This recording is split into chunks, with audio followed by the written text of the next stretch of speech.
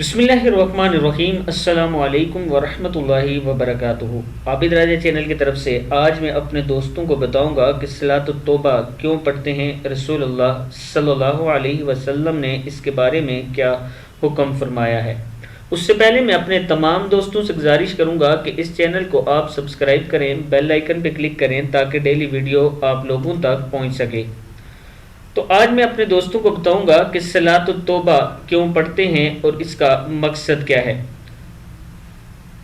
रसूलुल्लाह सल्लल्लाहु अलैहि वसल्लम ने फरमाया, जिस शख्स से कोई गुनाह सरजद हो जाए फिर वह अच्छी तरह वुज़ू करे और उठकर 2 रकत नमाज पढ़े और फिर अल्लाह से माफ़ी मांगे तो अल्लाह ताला इसे ज़रूर माफ़ फरमा देते हैं। अबू दाऊद की हदीस है ये 1523। एक बार फिर सुन लें।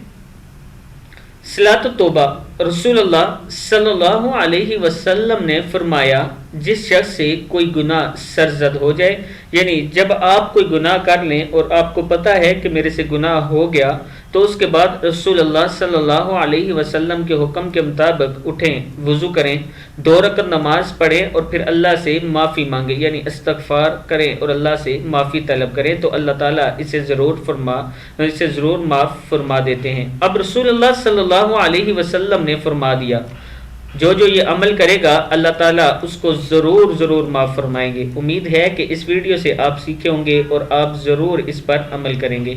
अस्सलामु अलैकुम वरहमतुल्लाहि वबरकातुहू।